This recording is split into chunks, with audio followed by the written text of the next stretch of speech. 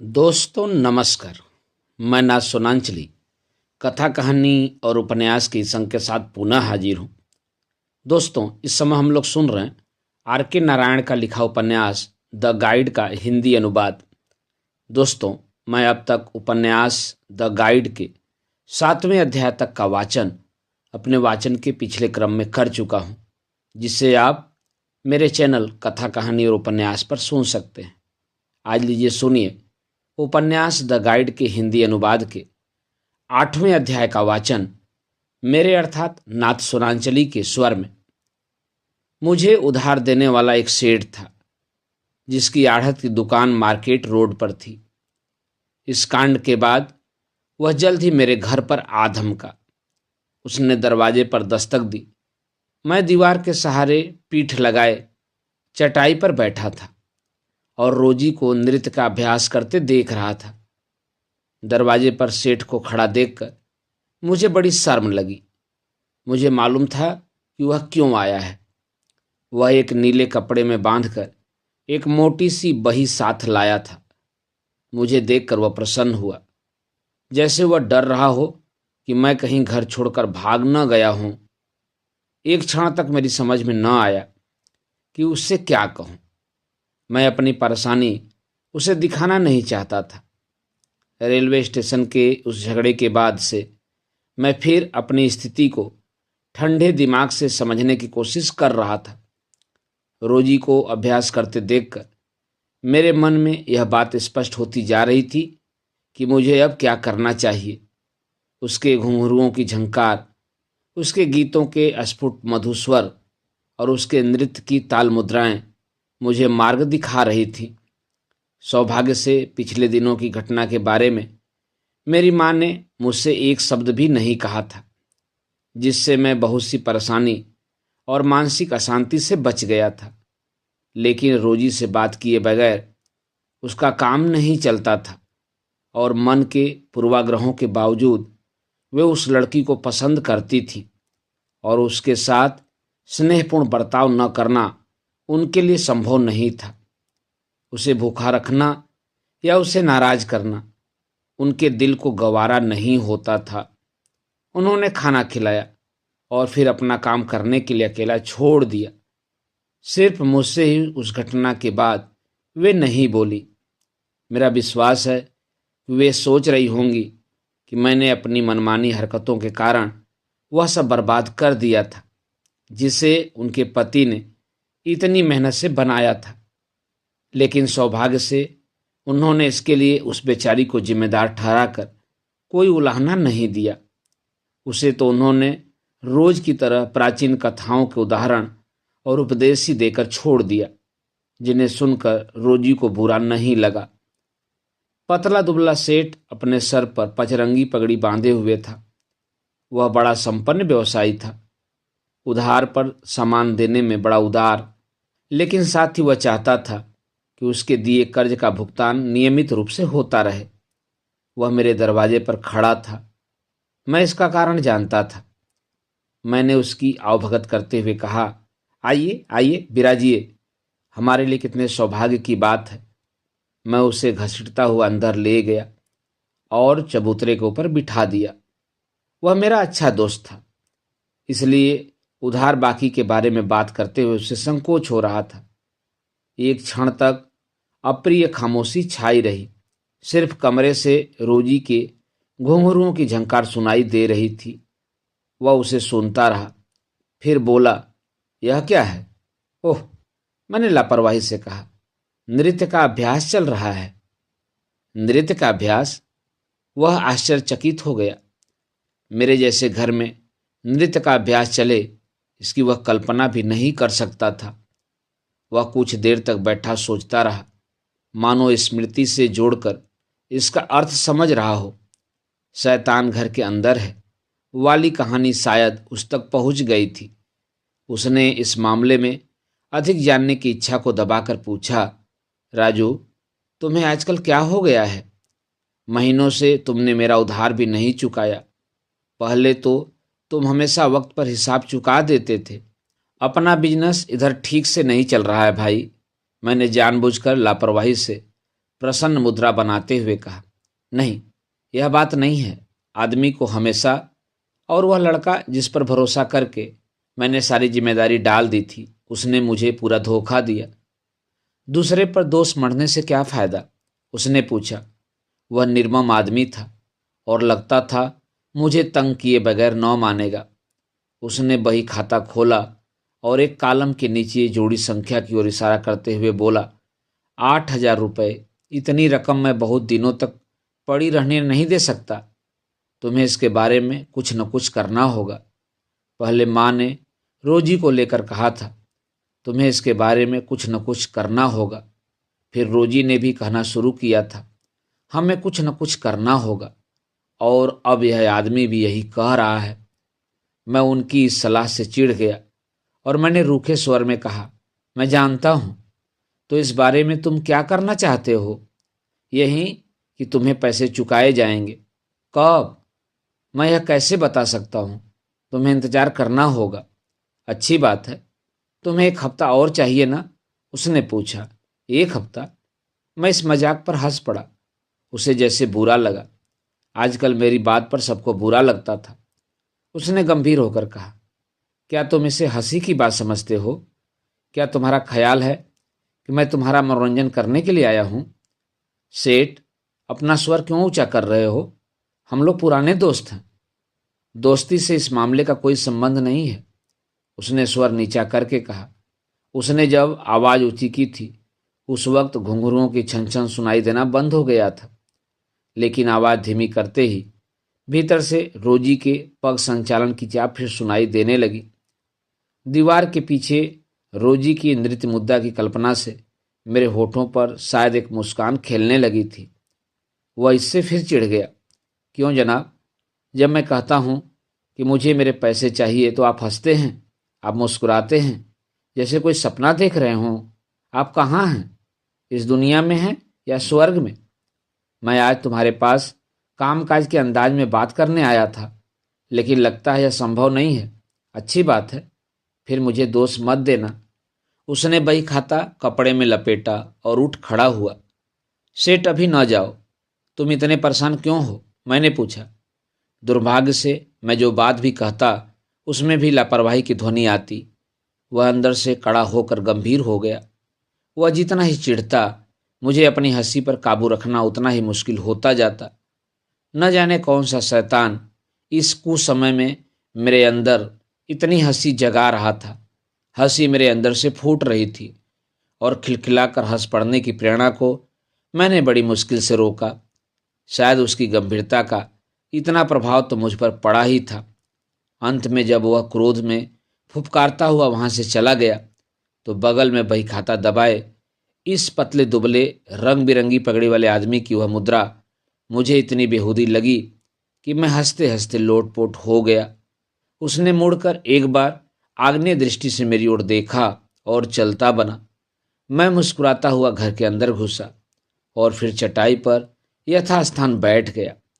रोजी ने एक क्षण के लिए रुककर पूछा, कोई दिलचस्प बात थी क्या? तुम्हारी हंसी की आवाज़ मुझे सुनाई दे रही थी। हाँ हाँ, कुछ ऐसी ही दिलचस्प बात थी कि मुझे हंसी आ गई। वह कौन था? एक दोस्त था, मैंने उत्तर दिया। मैं उसको इन परेशानियों के बारे में जानने नहीं देना चाहता था। मैं किसी बात से परेशान होना नहीं चाहता था। एक छत के नीचे रोजी के साथ रहना ही मेरे लिए काफ़ी था। मुझे जिंदगी में और कुछ नहीं चाहिए था। मैं शेख चिल्ली के कल्पना स्वर्ग में विचरण कर रहा था। पैसों के बारे में बात न करके मैंने जैसे इस प्रश्न से हमेशा के लिए मुक्ति पा ली थी। कैसी मूर्खतापूर्ण धारणा थी। रोजी से बाहर की दुनिया मुझे इतनी अवास्तविक लगती थी कि इस समय इस धारणा के सहारे जीना मेरे लिए संभव था, लेकिन अधिक दिनों तक नहीं। 8-10 दिनों के अंदर ही मुझे मालूम हो गया कि मैं अदालती कार्रवाई की गिरफ्त में आ गया हूँ। मेरे हंसी मजाक ने सेठ को इतना नाराज कर दिया था कि उसने अदालत के जरिए अपने पैसे वसूल करने के लिए फौरन कानून का सहारा लिया। मेरी माँ घबरा गई। गफूर के अलावा दुनिया में मेरा एक भी दोस्त नहीं था। मैंने उसे एक दिन फव्वारे के पास ढूंढकर उसको अपनी स्थिति के बारे में बताया। उसने पूरी हमदर्दी दिखाते हुए पूछा, तुम्हारा कोई वकील है? हाँ, वह जो रुई के गोदाम के पास रहता है। अरे, वह तो केस मुलतवी कराने में पूरा माहिर है। वह तो केस को बरसों तक मुलतवी कराता जाएगा, इसलिए घबराओ नहीं। यह दीवानी का मुकदमा है या फौजदारी का? फौजदारी का। उन्होंने मेरे ऊपर यह चार्ज लगाया है कि जब वह अपनी रकम वसूल करने के लिए मेरे यहाँ आया था, उस वक्त मैंने उसको पीटने की धमकी दी थी। काश मैंने सचमुच उसकी पिटाई की होती। कितने अफसोस की बात है। अगर वह दीवानी का मुकदमा होता तो बरसों तक चल सकता था और इस देरी से तुम्हारा कोई नुकसान न होता। तुम्हारे घर में क्या वो अभी तक है? उसने चालाकी से पूछा। मैंने उसकी ओर तीखी नज़रों से देखा। उसने कहा, खैर, तुम क्या करते हो? इसके लिए मैं किसी औरत को कसूरवार कैसे ठहरा सकता हूँ? तुम यात्रियों के देख रेख का काम फिर क्यों नहीं शुरू करते? मैं अब रेलवे स्टेशन के पास तक नहीं फटक सकता। रेलवे के कर्मचारी मेरे खिलाफ गवाही देने वाले हैं कि मैं अक्सर लोगों से मारपीट कर बैठता हूँ। क्या यह सच है? हाँ, खलासी का छोकरा अगर मेरे हाथ लग गया तो मैं उसकी गर्दन मरोड़ के रख दूंगा। ऐसा मत करना राजू, इससे अपना नुकसान ही करोगे। तुमने अपने लिए काफ़ी परेशानियां खड़ी कर ली हैं। अब अपने को संभालने की कोशिश करो। आखिर तुम समझदारी से काम क्यों नहीं लेते? मैंने इस पर सोचा, फिर कहा, मेरे पास अगर 500 रुपये भी होते तो नए सिरे से ज़िंदगी शुरू कर सकता हूँ। उसका ख्याल आते ही मेरा उत्साह दुगना हो गया। वह सोने की खान है। मैं चिल्लाया, काश उसका प्रोग्राम शुरू कराने के लिए मेरे पास 500 रुपये होते। ओह, मेरी कल्पनाएं उड़ान भरने लगीं।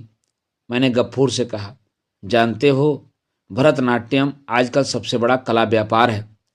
इसकी इतनी मांग है कि सबसे बढ़िया नाट्य देखने के लिए लोग कितना भी खर्च कर सकते हैं। मैं इस बारे में कुछ नहीं कर पाता क्योंकि मेरे पास पैसे नहीं हैं। क्या तुम मेरी मदद नहीं कर सकते गफूर? वह मेरी दरख्वास्त पर मुस्कुराया। किसी की हंसी पर परेशान होने की अब मेरी बारी थी। मैंने कहा, मैंने तुम्हें काम दिलाने के लिए इतना कुछ किया है। वह दरअसल एक दिलदार आदमी था। उसने मेरा विवेक जगाने की कोशिश की। मैं रईस आदमी नहीं हूँ राजू। तुम तो जानते हो कि मैं किस तरह कार की मरम्मत तक के लिए उधार ले लेकर काम चलाता हूँ। मेरे पास अगर 500 रुपये होते तो मैं यात्रियों को कम से कम अच्छे टायरों पर सवारी कराता। नहीं नहीं राजू, मेरी सलाह मानो। उसे वापस भेजकर साधारण वास्तविक जीवन की ओर लौटने की कोशिश करो। इस कला व्यवसाय की बात जबान पर भी मत लाओ। यह हम लोगों के लिए नहीं है। यह सुनकर मैं इतना परेशान हो गया कि मैंने उसको चोट पहुंचाने के लिए कोई तीखी बात कही। वह जाकर अपने ड्राइवर की सीट पर गंभीर भाव से बैठ गया। तुम अगर किसी वक्त कार पर सैर करना चाहो तो मुझे बुला लेना। तुम्हारी मदद के लिए मैं सिर्फ इतना ही कर सकता हूँ। और याद रखो कि मैं तुम पर जो किराए पहले से बकाया है वह नहीं मांगूंगा। तुमने पीक हाउस के कितने चक्कर किए हैं? उनसे मेरा जो कमीशन बनता है उसमें से काट लो, मैंने दम्भपूर्वक कहा। बहुत अच्छा, कहकर उसने कार स्टार्ट कर दी। कभी कार की ज़रूरत हो तो मुझे बुला लेना। यह हमेशा तुम्हारे लिए हाजिर है। मैं खुदा से दुआ मांगता हूँ कि वह तुम्हें सही अक्ल दे। वह चला गया। मैं जान गया कि एक और दोस्त मेरी जिंदगी के दायरे से बाहर निकल गया है। दुर्भाग्य से ऐसा वह आखिरी दोस्त नहीं था। शीघ्र ही मेरी माँ की बारी आ गई। मैं एक दिन मंत्रमुग्ध सा बैठा रोजी का नृत्य देख रहा था। वह नृत्य के चरण नाम की एक कृति दिखा रही थी। रोजी का कहना था कि उसमें उसने 2-3 नए तोड़े जोड़े हैं और उन पर मेरी राय जानना चाहती थी। मैं आजकल इन बातों का विशेषज्ञ बन गया था। मैं उसे एक आलोचक की दृष्टि से देखने का उपक्रम कर रहा था, लेकिन दरअसल मेरा ध्यान उसके शरीर की रेखाओं में उलझा रहता था। उसने यह कहकर मुझे दूर धकेल दिया, तुम पर कौन सा भूत सवार हो रहा है? वह कला की साधक थी। अब शारीरिक प्रेम उसके लिए एक मूलभूत उन्माद नहीं रह गया था।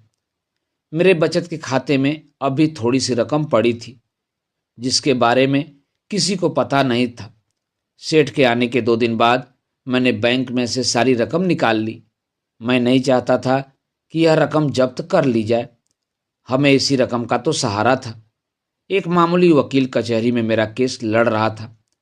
अदालत की फीस वगैरह के लिए इस रकम का एक हिस्सा मैं उसे देने वाला था।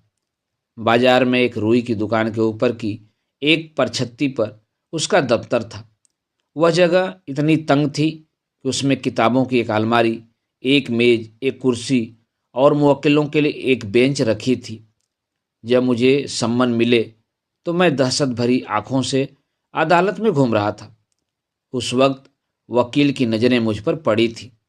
जब मैं बरामदे में खड़ा इंतजार कर रहा था तो उसने मेरे साथ दोस्ती पैदा कर ली थी और पूछा था, क्या सचमुच तुमने सेठ को पीटा था? मुझे असली बात बताओ। नहीं जनाब, यह झूठ है। जाहिर है वे लोग मुकदमे को आगे बढ़ाने के लिए तुम पर फौजदारी का इल्ज़ाम लगाना चाहते हैं। हम पहले फौजदारी का मुकदमा लड़ेंगे, फिर दीवानी में।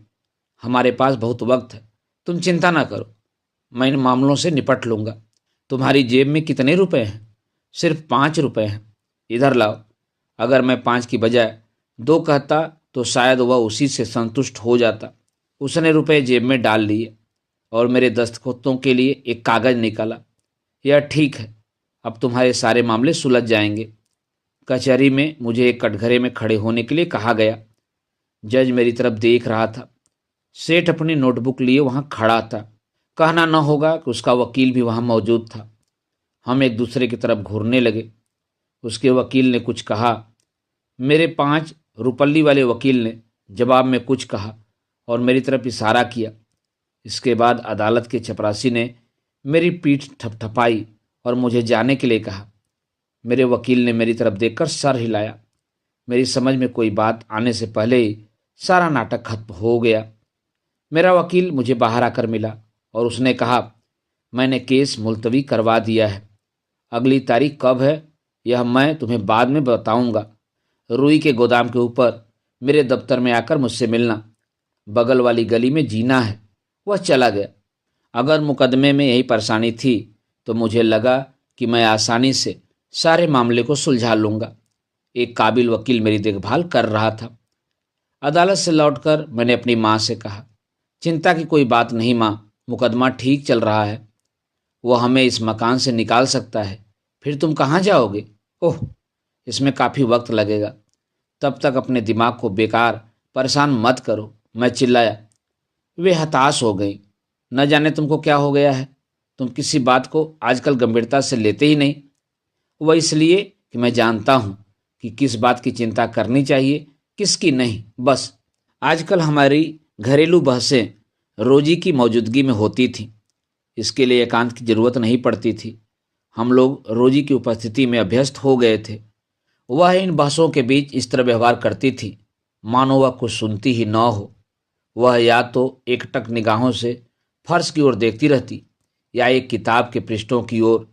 दुकान से मैं सिर्फ इस एक चीज को ही बचाकर ला सका था और कमरे के कोने में सरक जाती थी, जैसे सुनने की सीमा से बाहर निकल गई हो। मेरे साथ अकेली होने पर भी वह हमारे घरेलू मामलों के बारे में सवाल पूछकर मुझे संकोच में नहीं डालती थी। मेरी माँ शायद यह सोचकर कि मैं अपना आवारापन नहीं छोड़ सकता, इस स्थिति के प्रति एकदम उदासीन हो गई थी। कम से कम मुझे ऐसा ही लगा। लेकिन दरअसल मुझे रास्ते पर लाने के लिए उन्होंने अपनी योजना सोच रखी थी। एक दिन प्रातः जब मैं एकाग्र मन से रोजी की नृत्य भंगिमाएं देख रहा था कि मेरे मामा जैसे आसमान फाड़कर आ टपके। वे मेरी माँ के बड़े भाई थे, माँ के गांव के बड़े उत्साही जमींदार थे और एक प्रकार से हमारे घर के सलाहकार और निर्देशक थे। शादी ब्याह हो, रुपए पैसे का मामला हो, जन्म मरण का मौका हो या अदालत मुकदमे का सवाल हो, हर बात में हमारा खानदान यानी मेरी माँ और उसकी 3 बहनें जो जिले के विभिन्न भागों में रहती थीं, इन मामा की सलाह लेता था। वे अक्सर अपने गांव में रहकर ही पत्र व्यवहार द्वारा हम सब पर अपना नेतृत्व चलाते थे।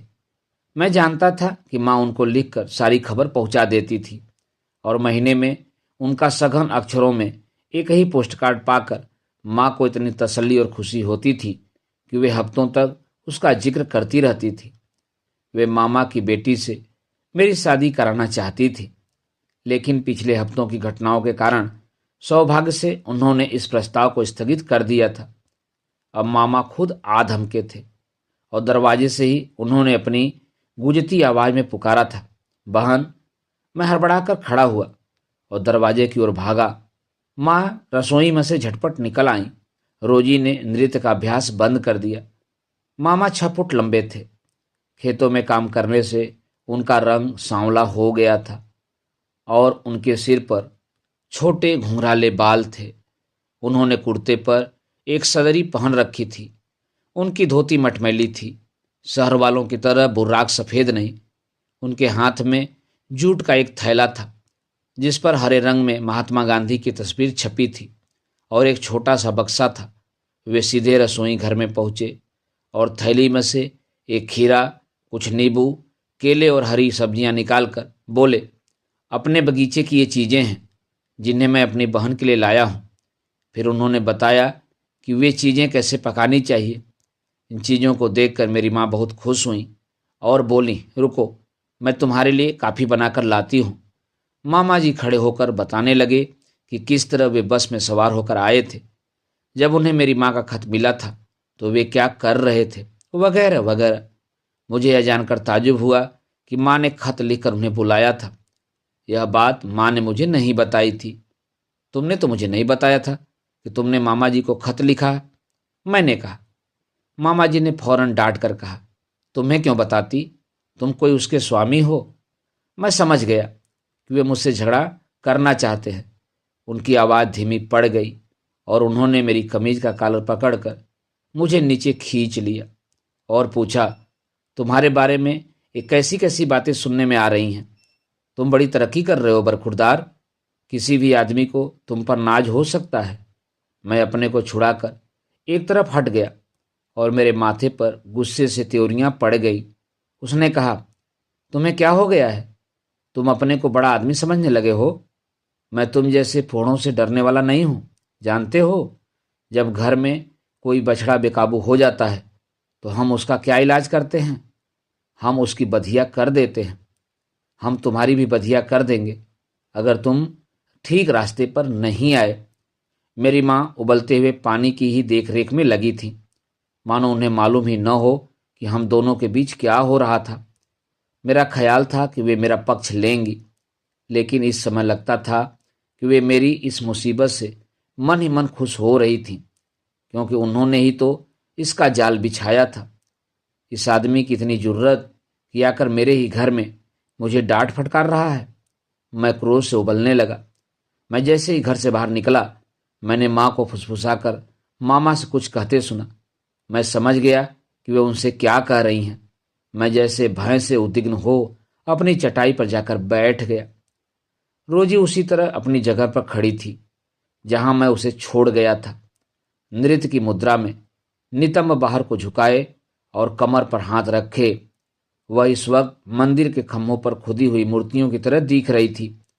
उसे देखकर मेरे मन में अचानक उन बीते दिनों की सुखद स्मृतियां जागृत हो गईं, जब मैं लोगों को प्राचीन मंदिर दिखाने ले जाता था और उस समय मुझे कैसा वैविध्यपूर्ण अनुभव करने और विविध किस्म के लोगों के संपर्क में आने का अवसर मिलता था। उसकी याद करके मेरे दिल में से एक आह निकल गई। रोजी कुछ डरी और सहमी दिखाई दे रही थी। वह कौन है, उसने धीमे से पूछा। उससे घबराने की जरूरत नहीं है, वह निरा पागल है। तुम्हें चिंता करने की जरूरत नहीं है। उसे आश्वस्त करने के लिए इतना ही काफी था, मेरा कहना भर काफी था। वह उस पर आर्त भाव से विश्वास कर लेती थी और अन्य सब बातों की नितांत उपेक्षा कर देती थी। उसकी यह अंधश्रद्धा मेरे अंदर अपार आत्मविश्वास जगाती थी और जैसे मेरी प्रतिज्ञा को गरिमा प्रदान करती थी। मैंने उससे कहा, तुम्हें अपना नाच बंद करने की जरूरत नहीं है, तुम अभ्यास जारी रख सकती हो। लेकिन उसने मेरे मामा की ओर इशारा किया। उनकी मौजूदगी को बिल्कुल भूल जाओ, मैंने कहा। मैं दुनिया की हर ताकत को चुनौती देने के मूड में था, लेकिन अपने अंदर यह सोचकर काँप रहा था कि इस पर मामा न जाने क्या कहेंगे। तुम्हें मेरे अलावा किसी की परवाह नहीं करनी चाहिए। मैंने अचानक अधिकार के स्वर में कहा। मैं जब बालक था तब मुझे डराने के लिए इस मामा को ही बुलाया जाता था। यह मेरा घर है, यहाँ जो मेरे मन में आता है करता हूँ। अगर कोई मुझे पसंद नहीं करता तो उसे मेरे घर यहाँ आने की जरूरत नहीं है, बस। आखिर इस लड़की के सामने इतना बढ़ बढ़ के चुनौती देने की क्या जरूरत थी। उसने अपना नाच और गाना फिर शुरू कर दिया और मैं अब पहले से ज़्यादा एकाग्र होकर उसके अभ्यास का निरीक्षण करने लगा, मानो मैं उसका गुरु था। मैंने अपने मामा को रसोई में से बाहर झांकते हुए देखा, इसलिए मैं और भी गंभीर गुरुवत मुद्रा बनाकर रोजी के नृत्य में निर्देश देने लगा। मेरे मामा रसोई से मेरा अभिनय देखते रहे, फिर बाहर निकलकर कमरे में आ गए। रोजी अपने नृत्य में तन्मय थी, जैसे अपने निजी कमरे में अकेली हो। मेरे मामा शायद नाच देखने के लिए अंदर आए थे। उनकी आंखें घृणा और विद्रूप से बाहर निकल रही थीं। मैंने उनकी ओर ध्यान तक नहीं दिया। कुछ क्षण देखने के बाद वे जोर से चिल्लाए, हूँ तो तुम इस काम में आजकल मशगूल रहते हो? हूँ। किसी ने कल्पना भी नहीं की थी कि हमारे खानदान में एक नाचने वाली को ताल देने वाला लड़का भी पैदा होगा। उन पर आक्रमण करने के लिए साहस और निश्चय जुटाने की खातिर मैं एक क्षण तक खामोश रहा। उन्होंने मेरी खामोशी से समझा कि मैं भयभीत हो गया हूँ, इसलिए उन्होंने एक और फप्ती कसी। एक नाचने वाली के कदमों में तुम्हें नाक रगड़ते देखकर तुम्हारे बाप की आत्मा अब बहुत खुश हो रही होगी। वे मुझको गुस्सा दिलाने पर तुले दिखते थे। मैंने मुड़कर जवाब दिया, अगर तुम अपनी बहन से मिलने आए हो तो बेहतर होगा उसके पास अंदर चले जाओ। जहाँ मैं बैठा हूँ वहाँ आने की जरूरत नहीं है। आह, उन्होंने खुशी से उछलकर कहा, तुम्हारे अंदर भी कुछ तेजी बाकी है। यह देखकर बहुत अच्छा लगा। तुमसे अभी भी उम्मीद की जा सकती है, लेकिन मामा को ही यह तेजी दिखाने की जरूरत नहीं है। अभी मैंने कहा नहीं था कि बहुत बिगड़ैल बछड़ों को हम लोग क्या करते हैं। मामा इस वक्त तक फर्श पर बैठकर काफी की चुस्कियां ले रहे थे। अश्लील बातें मत करो, और वह भी इस उम्र में, मैंने कहा। अरे वो छोकरी, उन्होंने चिल्लाकर रोजी से कहा, अपना यह गाना और मटकना बंद कर और मेरी बातें सुन। क्या तू हमारे खानदान की है? वे उत्तर की प्रतीक्षा करने लगे। रोजी नाच बंद करके उसकी ओर विस्फारित नेत्रों से देखने लगी। मामा ने कहा, तुम हमारे खानदान की नहीं होना, तुम हमारे गांव की नहीं होना।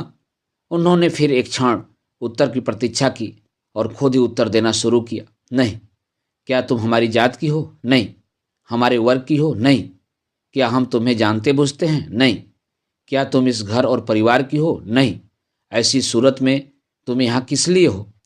आखिर तुम एक नाचने वाली लड़की हो, और ऐसी लड़कियों को हम अपने घर की देहरी के भीतर पांव रखने की इजाज़त नहीं देते, समझती हो? तुम एक नेक और समझदार लड़की मालूम होती हो।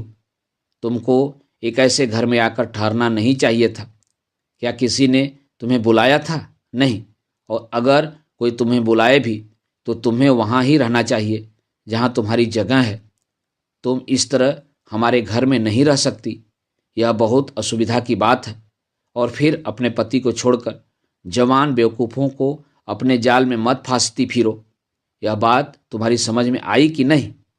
इस अप्रत्याशित आक्रमण से तिलमिलाकर रोजी वही जमीन पर जड़वत बैठ गई और उसने दोनों हाथों से अपना मुंह ढांप लिया। लगता है मेरे मामा को अपनी इस सफलता से बहुत संतोष हुआ, क्योंकि उन्होंने अपनी बात को और स्पष्ट करते हुए कहा, देखो, इन बातों पर रोने का आडंबर रचने की जरूरत नहीं है। यह समझने की कोशिश करो कि हम लोग तुमसे क्यों कह रहे हैं। तुमको अगली ट्रेन से ही यहाँ से चल देना चाहिए। वायदा करो कि तुम आज ही यहाँ से चली जाओगी। हम तुम्हें टिकट के पैसे देंगे। इस पर रोजी जोर से सुबकने लगी। मैं उछलकर मामा पर झपटा और उनके हाथ के प्याले को ठोकर मारकर चिल्लाया, निकल जाओ इस घर से। वे संभल कर उठ खड़े हुए और बोले, तो तुम मुझे इस घर से निकाल रहे हो? बात यहाँ तक पहुँच गई है। लेकिन तुम होते कौन हो? कुत्ते के पिल्ले, मुझे घर से निकालने वाले? मुझे नहीं, तुम्हें निकलना पड़ेगा। यह मेरी बहन का घर है। तुम अगर नाचने वाली छोकरियों का मजा लूटना चाहते हो तो इस घर से अभी निकल जाओ। मेरी माँ आंखों में आंसू भरे रसोई से दौड़ी आई। वे सुबकती हुई रोजी पर चिल्लाते हुए झपटी, अब तो तू बड़ी खुश होगी, अपने किए पर चुड़ैल, राक्षसी, तू हमारे यहाँ कहाँ से आ टपकी? तेरे आने से पहले सब ठीक था, घर में शांति थी। तो नागिन की तरह इस घर में घुस आई। एक मूर्ख छोकरे की इस तरह जिंदगी बर्बाद करते मैंने आज तक किसी को नहीं देखा। यह बेचारा कितना नेक लड़का हुआ करता था, लेकिन तेरे ऊपर आंख पड़ते ही इसका दिमाग फिर गया। जब इसने पहली बार नागिन लड़की का जिक्र किया था, मेरा तभी दिल धक से रह गया था। मैं जानती थी कि इससे कोई भलाई नहीं निकलेगी। मैंने माँ की बात नहीं काटी। पिछले हफ्तों में उन्होंने अपने कलेजे में जो भावनाएं दबा रखी थी, मैंने उन्हें निकल जाने दिया। इसके बाद उन्होंने मेरी हिमाकतों का कच्चा चिट्ठा खोलना शुरू किया। यहाँ तक कि अदालत में मेरी पेशी का भी जिक्र किया और बताया कि मेरी हरकतों के कारण अब यह घर भी हाथ से निकल जाएगा, जिसे मेरे बाप ने अपने खून पसीने से बनाकर खड़ा किया था। रोजी ने अपने आंसुओं से भरे नेत्र उठाकर सुबकते हुए कहा, मैं चली जाऊंगी माँ। तुम मुझसे इतना कठोर होकर मत बोलो। इतने दिनों तक तो तुम्हारा बर्ताव इतना स्नेहपूर्ण था। मेरे मामा ने बीच में बात काट कर माँ से कहा, यह तुम्हारी अपनी गलती है बहन। यह लड़की एक तरह से ठीक ही तो कह रही है। तुमने इसके साथ अच्छी तरह सलूक क्यों किया? तुमको चाहिए था कि शुरू में ही इसको साफ साफ कह देती। मुझे लगा कि इस आदमी को दबाने में या घर से निकालने में मैं बिल्कुल असमर्थ था। वह जो मन में आए कहता था और जहाँ चाहे वहाँ ठहर सकता था। उसे जबरदस्ती धक्के मारकर बाहर निकालने के अलावा बेचारी रोजी की रक्षा करने का कोई चारा न था। लेकिन वह मुझे एक हाथ में ही पछाड़ सकता था अगर मैं उस पर हमला करता। माँ के स्वभाव ने अपने भाई का सहारा पाते ही कैसी कलाबाजी खाई थी, यह देखकर मैं स्तंभित हो गया था। मैं बढ़कर रोजी के पास गया और दोनों की हैरानी की परवाह न कर मैंने उसकी गर्दन में अपनी बाहें डालकर मेरे मामा चिल्लाए, इस लड़के ने अपनी शर्म हया खो दी है। धीमे स्वर में कहा, इन लोगों की बात मत सुनो, ये जो चाहें इन्हें कहने दो। कह कह कर इन्हें अपनी जबान थकने दो। लेकिन तुम यहाँ से कहीं नहीं जाओगी रोजी।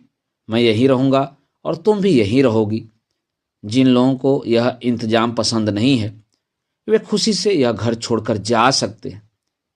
इस तरह वे लोग कुछ देर तक और चीखते चिल्लाते रहे, लेकिन जब इसका कोई नतीजा नहीं निकला तो दोनों ने फिर सलाह करने के लिए रसोई घर में चले गए। मैंने इसके बाद एक शब्द भी नहीं कहा। मैंने एक बड़ा सबक सीखा था, अपने कान में उंगली डालकर बैठने का। और मुझे यह देखकर खुशी हुई कि रोजी भी अपना दिल खड़ा करके सब कुछ बर्दाश्त करती रही थी और मेरी सहानुभूति पर उसे पूरा विश्वास था। वह सर उठाकर बैठ गई और घर में होने वाली घटनाओं को देखती रही। खाना पक जाने पर माँ ने मुझे रसोई से आवाज़ दी। मैं रोजी को भी खाने के लिए ले गया। मामा को भोजन कराने के बाद ही माँ ने मुझे बुलाया था। माँ अपने साथ गांव से सब्जियां लाए थे और उनके बताए ढंग से ही माँ ने उनको पकाया। खाकर मामा बाहर चबूतरे पर चले गए। वहाँ अपनी चादर बिछाकर वे बैठ गए और पान चबाने लगे। फिर वे ठंडे फर्श पर लेटकर सो गए। उनके खर्राटे सुनकर मेरी जान में जान आई। तूफान के बाद पूर्ण सन्नाटा छा गया था। माँ ने हम दोनों की ओर देखे बगैर ही खाना परोस दिया। घर में गहरी शांति का साम्राज्य था। 3:30 बजे शाम तक यह शांति अटूट बनी रही। उठकर मामा भीतर आए और उन्होंने फिर लड़ाई का ऐलान करते हुए कहा, ट्रेन जाने में सिर्फ 1 घंटा बाकी है। क्या मुसाफिर तैयार है? उन्होंने रोजी की ओर देखा जो खिड़की के नीचे बैठी पढ़ रही थी। उसने घबराकर ऊपर देखा। मैं उस दोपहर को उसके पास से अलग नहीं हुआ था। लोग चाहे जो कहें, मैं उसकी मदद के लिए उसके निकट ही रहना चाहता था। मेरे मामा जब तक शहर में थे, मैं एक क्षण के लिए भी असावधान नहीं रह सकता था। मामा कब जा रहे हैं यह जानने के लिए मैं उस वक्त कुछ भी कर सकता था, लेकिन वे मनमाने स्वभाव के आदमी थे और उनके जाने के बारे में मेरी इच्छा का उन पर कोई प्रभाव नहीं पड़ सकता था। रोजी ने किंचित घबरा कर देखा था। मैंने हाथ उठाकर उसे दिलासा दिया। मेरी माँ कोने में से उठकर सामने आई और रोजी की ओर स्नेह से देखकर बोली, अच्छा बेटी, तुमने यहाँ आकर बड़ा अच्छा किया, लेकिन अब तुम्हारे जाने का वक्त आ गया है। वे एक नई चाल चल रही थी, स्नेह का दिखावा करने का और यह मानकर चलने का कि रोजी ने तो जैसे जाने का वायदा ही कर लिया था। रोजी बेटी, तुम तो जानती हो कि ट्रेन 4:30 बजे जाती है। तुमने अपना सारा सामान बांध लिया है ना? मुझे तो तुम्हारे कपड़े अभी भी इधर उधर बिखरे दिखाई दे रहे हैं। रोजी ने दुखी मन से आंखें झपकाई। उसकी समझ में न आया कि इसका क्या उत्तर दे, इसलिए मैंने बीच में पढ़कर कहा, माँ, रोजी कहीं नहीं जा रही। माँ ने मुझसे अनुनय की, राजू, कुछ तो सोचो, यह किसी और की बीवी है, इसका अपने पति के पास जाना चाहिए। माँ के कथन में ऐसा शांत और अकाट्य तर्क था कि मैं अंधभाव से यह दोहराने के अलावा और कुछ नहीं कह सकता था। माँ, रोजी कहीं नहीं जा सकती, उसको यहीं रहना होगा। तब माँ ने तुरुप की दूसरी चाल चली। अच्छा, अगर यह नहीं जाती तो फिर मुझे घर छोड़कर जाना होगा, माँ ने कहा। मामा बोले, तुम्हारा ख्याल था कि यह बेचारी बेआसरे है और तुम्हारे ऊपर निर्भर है? फिर अपनी छाती ठोक कर वे चिल्लाए, जब तक मेरी सांस चलती है तब तक मैं अपनी बहन को बेआसरा नहीं होने दूंगा। मैंने माँ से मिन्नत की, माँ, तुम कहीं नहीं जाओगी तो फिर उस छोकरी का बक्सा उठाकर बाहर फेंको और उसको धक्का मारकर स्टेशन की ओर खदेड़ दो, और तुम्हारी माँ कहीं नहीं जाएगी। तुम अपनी माँ को समझते क्या हो? तुम्हारा ख्याल है कि वो एक ही घर में नाचने वाली पतोरियों के साथ? मामा ने कहा। चुप रहो मामा, मैं चिल्ला पड़ा और मुझे अपनी गुस्ताखी पर आप ही आश्चर्य हुआ। मुझे डर लगा कि वे शरारती बछड़ों वाली धमकी फिर न दोहराएं।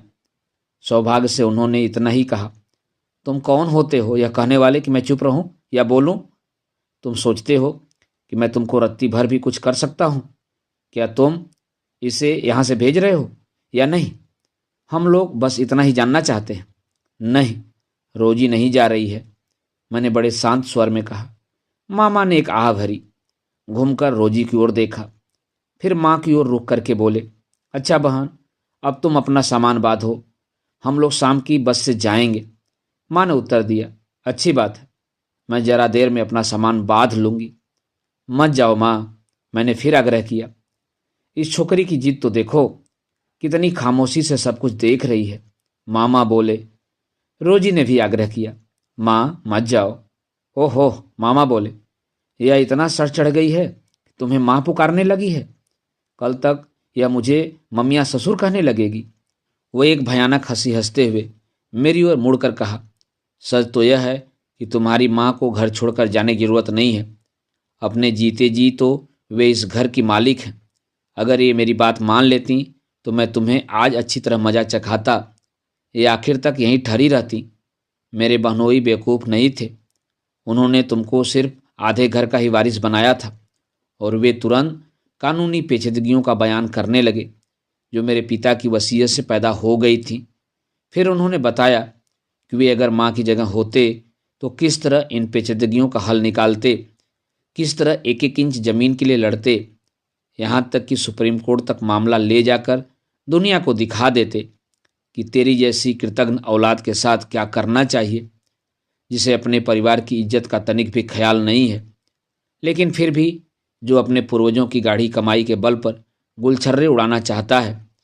मामा जब तक कानूनी पहलुओं पर भाषण देते रहे, मैं चैन की सांस लेता रहा, क्योंकि तब तक रोजी को वो भूले हुए थे। जमींदारों की प्रथा के अनुसार वे भी मुकदमेबाजी की चर्चा को सबसे अधिक दिलचस्प चर्चा समझते थे। लेकिन जब माँ ने अंदर से आकर कहा, चलो मैं तैयार हूँ, तो कानूनी चर्चा का यह तिलिस्म एक झटके से जैसे टूट गया। माँ ने अपने कपड़े चारों ओर से समेट लिए थे। उन्होंने अपने लोहे के बड़े बक्से में, जो 20 साल से एक ही जगह बिना हटाए एक कोने में रखा था, अपना सामान भर लिया था और अब वह बक्सा बाहर निकालने भर की देर थी। एक टोकरी में उन्होंने पीतल और तांबे के कुछ बर्तन रख लिए थे। मेरे मामा ने घोषणा की, ये बर्तन मेरे घर के हैं, जो शादी के वक्त मेरी बहन को अपना घर बसाने के लिए दिए गए थे। ये बर्तन इनको हमने दहेज में दिए थे, इसलिए इनकी ओर ऐसी आंखों से घूरकर मत देखो। मैंने दूसरी ओर दृष्टि हटाकर कहा, माँ जो भी चाहे ले जा सकती है, इनसे कोई कुछ नहीं कहेगा। आहा, तुमको इस बात पर बड़ा गर्व है ना? मामा ने कहा, तुम अपनी माँ के प्रति बड़ी उदारता दिखा रहे हो, क्यों? मामा मुझे जिंदगी में पहले कभी इतने बुरे नहीं लगे थे।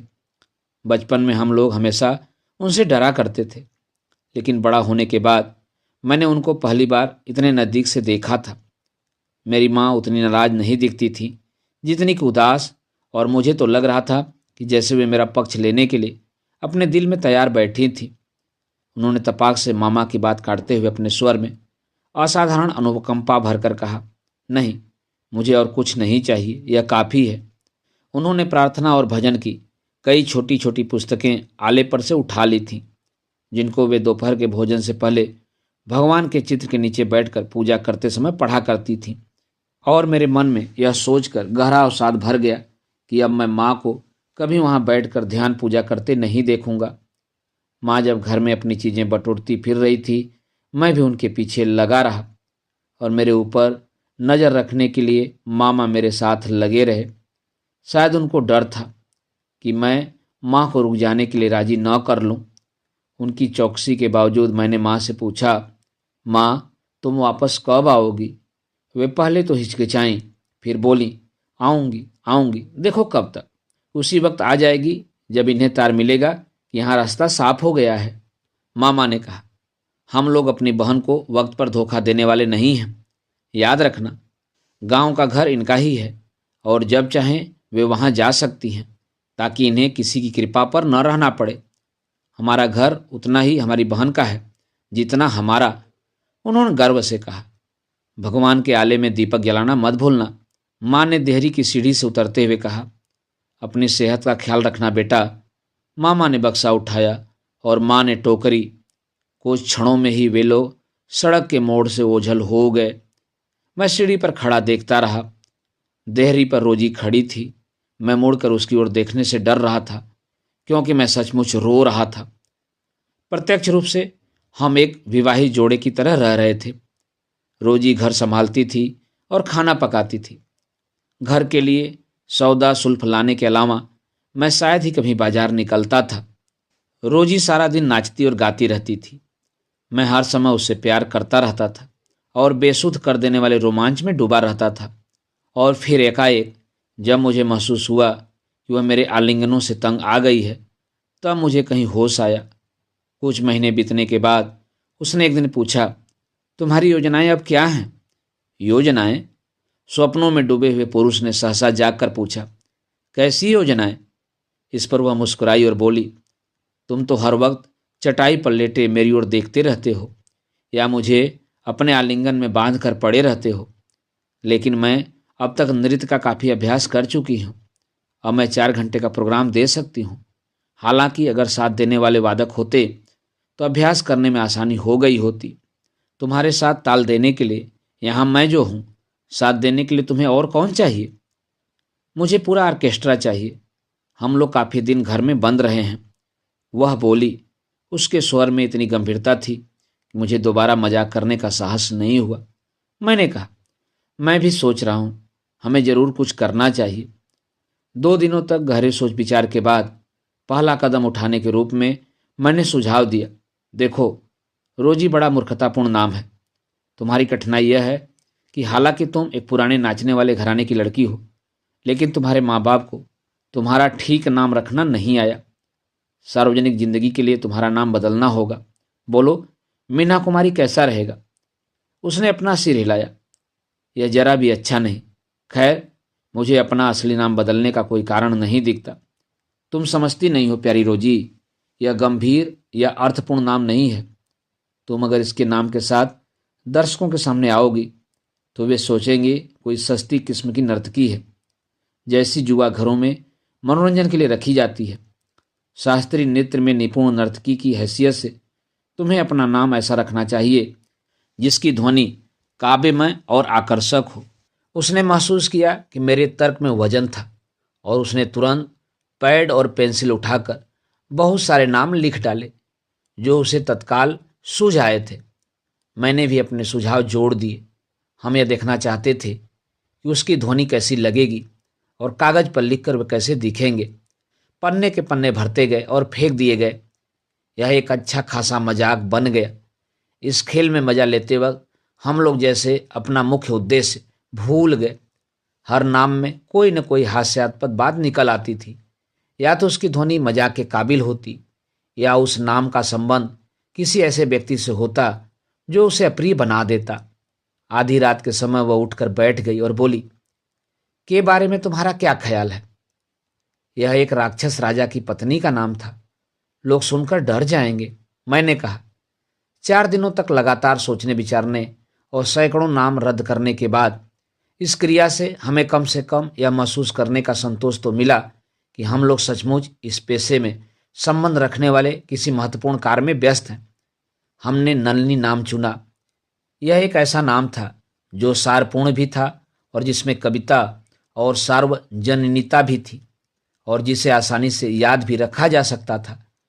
नया नामकरण होने के साथ ही जैसे रोजी ने जीवन के एक नए चरण में प्रवेश किया। नए नाम के अंतर्गत रोजी और उसने अपने पूर्ण जीवन में से जो कुछ भी सहा और झेला था, सब कुछ दर्शकों की दृष्टि से परे दफन हो गया। सिर्फ मैं ही जानता था कि वह रोजी है और उसे इसी नाम से पुकारता था। बाकी सारा संसार उसे नलनी के नाम से ही जानता था। मैंने होश संभाला और शहर में जाकर लोगों से मिलना शुरू कर दिया। यूनिवर्सिटी में, टाउन हॉल और क्लब में होने वाली मीटिंगों में जाकर मैं विभिन्न दलों के लोगों से मिलकर मौके की तलाश करने लगा। अल्बर्ट मिशन स्कूल के लड़कों ने जब अपने यूनियन का वार्षिकोत्सव मनाने की तैयारियां शुरू की, उस वक्त वहां के क्लर्क के जरिए, जो कभी बचपन में मेरा सहपाठी रहा था, मैंने उनके काम में दिलचस्पी दिखाई। मैंने सुझाव दिया, हर साल की तरह शेक्सपियर का नाटक खेलने के बजाय आप इस बार नृत्य का प्रोग्राम क्यों नहीं रखते?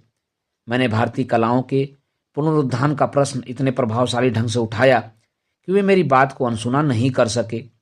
ईश्वर जाने मेरे अंदर से न जाने कैसे इतनी प्रबल वाग्धारा फूट निकली थी। मैंने अपनी संस्कृति के महत्व और उसमें नृत्य के विशिष्ट स्थान के बारे में ऐसा जोरदार भाषण दिया कि उन्हें मेरी बात माननी पड़ गई। किसी एक ने संदेह प्रकट किया कि विद्यार्थियों की दर्शक मंडली में क्या शास्त्रीय नृत्य चल सकेगा। मैंने सिद्ध किया कि इतना वैविध्यशाली होने के कारण शास्त्रीय नृत्य का तो सबसे अधिक लोकप्रिय मनोरंजन के माध्यम समझा जा सकता है। उस समय एक महान सामाजिक उद्देश्य को आगे बढ़ाने की प्रेरणा मेरे अंदर से बोल रही थी। उस दिन मैं बड़ी संजीदा पोशाक में वहां गया था।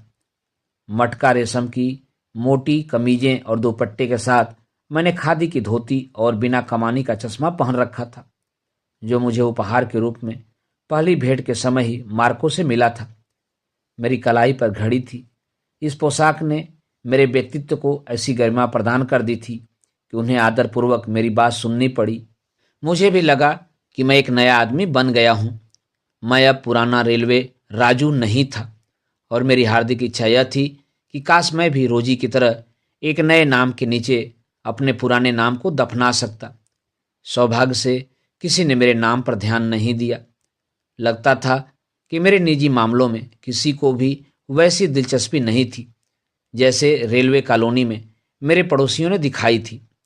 और अगर किसी को मेरे बारे में मालूम भी था तो वह मेरे जीवन के उतार चढ़ाव याद रखने की बजाय अपनी दूसरी समस्याओं में उलझा हुआ था। मुझे नहीं मालूम था कि मैं सांस्कृतिक विषयों पर इतने धारा प्रवाह के रूप से बोल सकता हूँ। रोजी से बातें करने के दौरान मैंने इस विषय की थोड़ी बहुत शब्दावली सीख ली थी और आज मैंने उसका भरपूर प्रयोग किया। मैंने नृत्य चरण का वर्णन किया, उसके महत्व और वैशिष्ट का शब्दशः वह विवेचन दोहरा दिया जो मैंने रोजी से सुना था। यहाँ तक कि मैंने इस नृत्य की मुद्राएं तक अपने भाव प्रदर्शन द्वारा पेश कर दी। वे लोग आश्चर्यचकित से मेरी ओर देखते रहे। मैंने कमेटी के सामने एक और चारा फेंका। मैंने कहा, अगर वे चाहें तो मेरे साथ चलकर इस नृत्य का नमूना खुद अपनी आंखों से देख सकते हैं। उन्होंने बड़े उत्साह से यह बात मंजूर कर ली। मैंने उनसे कहा कि वह मेरी चचेरी बहन है जो मुझसे मिलने के लिए आई है और जो अपने शहर में बड़ी प्रसिद्ध कलाकार मानी जाती है। दूसरे दिन सुबह रोजी ने कमरे की चीज़ों को करीने से संभाल दिया था ताकि उतना बुरा न दिखे और पड़ोस से गुलमोहर के फूल लाकर उसे सजा दिया था। उसने एक गुलदस्ता पीतल के गिलास में सजाकर एक कोने में रख दिया। उसने हमारे कमरे को भी थोड़ी सी सुंदरता प्रदान कर दी। उसने हमारे बिस्तरों को लपेटकर बक्सों, स्टूलों और दूसरी चीज़ों के साथ एक कोने में सरका कर रख दिया था और उस ढेर पर एक धोती बिछा दी थी और उसके ऊपर एक धारीदार दरी डाल दी, जिससे वह कोना रहस्यपूर्ण दिखने लगा था। पुरानी चटाई को झाड़कर उसने उसके फटे हुए कोने अंदर को मोड़कर छिपा दिए। उसने गर्म कॉफी के प्याले तैयार रखे। यह सब शानदार तैयारियां थीं उसके लिए दर्शक मंडली जुटाने के लिए। वे लोग 2 जने समय पर पहुंच गए। उन्होंने दरवाज़ा खटखटाया। मैं उन्हें अंदर ले गया। रोजी ने रसोई के दरवाजे पर छीट के कपड़ों का एक पर्दा लटका दिया था और वह उसके पीछे अदृश्य हो गई थी। मैंने बाहर का दरवाज़ा खोलकर उन लोगों से कहा, ओह, आप लोग आ गए। मानो मेरा ख्याल था कि वे लोग नहीं आएंगे। मैंने महसूस किया कि बहुत तकल्लुफ से पेश आना उचित नहीं होगा। उन्होंने मूर्खतापूर्ण ढंग से खीसें निपोड़ दी, शायद यह महसूस करके कि वे ऐसे सुखद अभियान पर आए हैं जहां उन्हें शायद एक सुंदर नर्तकी के दर्शन मिलेंगे। उन्हें चटाई पर बिठाकर मैं कुछ देर तक उनसे दुनिया की राजनीति पर बातें करता रहा। फिर मैंने कहा, अब थोड़ा वक्त तो दे सकते हैं, शायद मैं अपनी बहन से पूछ लूं कि वह खाली है या नहीं। मैं पर्दा हटाकर रसोई में गया। रोजी वहां खड़ी थी। मैंने मुस्कुराकर उसे आंख मारी। उसने भी वहीं खड़े खड़े मुझे आंख मारी। हमें स्टेज के पीछे की इस तैयारी में आनंद आ रहा था। हमें लगा कि जैसे हम सचमुच लोगों के सामने नृत्य प्रदर्शन की तैयारी कर रहे हैं। रोजी ने आज बालों का जूड़ा बांधा था और माथे पर लाल बिंदी लगाई थी। मुंह पर हल्का सा पाउडर लगाकर नीली सूती साड़ी पहनी थी। बड़ी तैयारी से सादगी का प्रभाव उत्पन्न किया था। 5 मिनट तक चुपचाप खड़े रहने के बाद मैंने सिर हिलाकर इशारा किया और वह मेरे पीछे पीछे कमरे में दाखिल हुई। कमेटी के मंत्री और कोषाध्यक्ष सौंदर्य की उस प्रतिमा को जैसे मंत्रमुग्ध हो देखते रह गए। मैंने रोजी से कहा, ये लोग मेरे मित्र हैं, आओ बैठ जाओ। वह मुस्कुराई और दूर रही। एक छोटी चटाई पर सलज्ज भाव से बैठ गई। मुझे उसी क्षण पता चल गया कि उसकी मुस्कान उसकी भावी सफलता की कुंजी है। कुछ देर तक खामोशी रही। फिर मैंने बात शुरू की, ये मेरे मित्र हैं। ये अपने कॉलेज यूनियन में एक वैरायटी शो का आयोजन कर रहे हैं। ये लोग चाहते हैं कि इस आयोजन के लिए शायद तुम भी कुछ कर सको। उसने पूछा, वैरायटी शो? आपने और कौन कौन से प्रोग्राम पेश करने का आयोजन किया है? और उसने जैसे एक ऊंचे भाव से अपनी भवें सिकोड़ ली। उन्होंने जैसे माफ़ी मांगते हुए कहा, कुछ फैंसी ड्रेस के आइटम, नकलें और ऐसी ही चीज़ें होंगी। वह बोली, आप इन चीज़ों के साथ मेरा प्रोग्राम कैसे फिट कर सकेंगे? आप मुझे कितना समय देना चाहते हैं? वह अपने प्रोग्राम की स्वयं निर्णायक बन गई थी। उन्होंने सकुचाते हुए कहा, 1 घंटा, 1.5 घंटा, या आप जितना वक्त चाहें। अब रोजी ने उन्हें एक उपदेश दे मारा, आप जानते हैं कि नृत्य का प्रोग्राम वैरायटी शो जैसी हल्की फुल्की चीज़ों के लिए नहीं है। इसमें गरमाई आने के लिए काफ़ी वक्त चाहिए। नृत्य ऐसी चीज़ है कि दर्शकों के सामने ही उसे उत्तरोत्तर विकास करते जाना चाहिए। उन्होंने उसकी भावना से पूर्ण सहमति प्रकट की। मैंने बीच में दखल देकर कहा, इन लोगों के यहाँ आने का मकसद तुमसे मिलना था और उनकी इच्छा है कि तुम इन्हें अपने नृत्य का कोई नमूना दिखाओ। क्या तुम इन पर यह अनुग्रह कर सकती हो? उसके मुख पर अप्रसन्नता का भाव झलक आया और उसने जैसे अस्फुट प्रतिवाद किया। कुछ हिचकिचाई, लेकिन कोई उत्तर नहीं दिया। यह क्या हुआ? ये लोग तुम्हारे उत्तर की प्रतीक्षा कर रहे हैं। काफ़ी व्यस्त लोग हैं। जी नहीं, नहीं, देवी जी को जबरदस्ती मजबूर करने की जरूरत नहीं है। हम लोग प्रतीक्षा कर सकते हैं। कैसे कैसे होगा? यहाँ साथ देने वाले वादक भी तो नहीं हैं। वादक मंडली के बिना मैं कभी नहीं, वह बोली। मैंने कहा, यह स्टेज का प्रदर्शन नहीं है, थोड़ा सा अपनी कला का नमूना भर दिखाना है। जब स्टेज पर शो होगा उस वक्त हम लोग वादक मंडली का प्रबंध भी कर लेंगे। आखिर तुम्हारा प्रोग्राम ही तो सबसे महत्वपूर्ण आइटम होगा। मैंने उसको उकसाया और खुशी की बात है कि उन दोनों ने भी मेरा साथ दिया।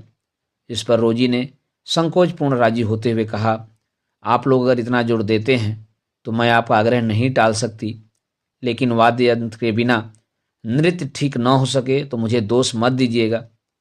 वह एक बार फिर पर्दे के पीछे चली गई और एक प्लेट पर कॉफ़ी के प्याले लेकर लौटी। उसने प्याले उनके सामने रख दिए। शिष्टाचारवश उन लोगों ने कहा, काफ़ी की आपने चिंता क्यों की? मैंने उन्हें पीने का आग्रह किया। वे लोग काफ़ी पी रहे थे जब रोजी ने अपना नृत्य एक गीत के साथ शुरू किया जिसे वह धीमे स्वर में गा रही थी। मैंने हाथ से बजाकर ताल देने की कोशिश की, जैसे मैं नृत्य कला का बड़ा जानकार उस्ताद था। वे लोग मुग्ध भाव से देखते रहे। वह अचानक रुक गई और भौहों का पसीना पोंछकर एक और गहरी सांस भरकर मुझसे बोली, ताल मत दो, मैं इसे गलत कर जाती हूँ। अच्छी बात है, मैंने मुस्कुराते हुए कहा। यह वह जाहिर नहीं करना चाहती थी कि उसने मुझे डांट दिया है। मैंने उन लोगों से फुसफुसा कर कहा, आप जानते हैं, यह नृत्य में जरा भी गलती बर्दाश्त नहीं कर सकती। उन्होंने सिर हिलाकर उसका अनुमोदन किया। वह नृत्य समाप्त करके उसने पूछा, क्या और दिखाऊं? क्या नृत्य चरण पेश करूं? हाँ हाँ हाँ, जरूर। मैं राय लिए जाने पर उल्लासित होकर चिल्लाया, जारी रखो, वह इन्हें बेहद पसंद आएगा। नृत्य के बाद जब वे उसके इंद्रजाली प्रभाव से होश में आए तो उनमें से एक ने कहा, मैं मानता हूं कि मैंने आज तक भारतनाट्यम कभी पसंद नहीं किया था, लेकिन इन देवी जी का नृत्य तो अपने आप में एक बड़ा सबक है। अब मेरी समझ में आया कि लोग क्यों भरतनाट्यम पर जान देते हैं।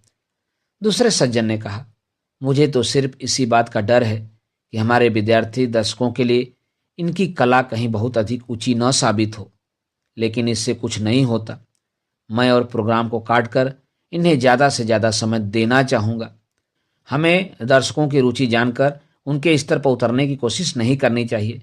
हमें श्रेष्ठतम कला पेश करने के लिए इस रुचि को ऊपर उठाना चाहिए। मेरा ख्याल है कि इंटरवल तक हम वैरायटी प्रोग्राम की बकवास चलाएंगे। इंटरवल के बाद सारा प्रोग्राम इन देवी जी का ही रहेगा। मैंने रोजी की ओर उसका समर्थन पाने के लिए देखा और कहा, बेशक ये आपकी मदद करना चाहेंगी, लेकिन आपको एक पखावज बजाने वाले का तथा अन्य वादकों का प्रबंध करना होगा। और इस प्रकार मैंने रोजी के लिए वादकों का प्रबंध कर लिया, जिनकी वह आरंभ से ही मांग करती रही थी। दोस्तों, अभी आप सुन रहे थे उपन्यास द गाइड के हिंदी अनुवाद के 8वें अध्याय का वाचन मेरे अर्थात नासुनांचली के स्वर।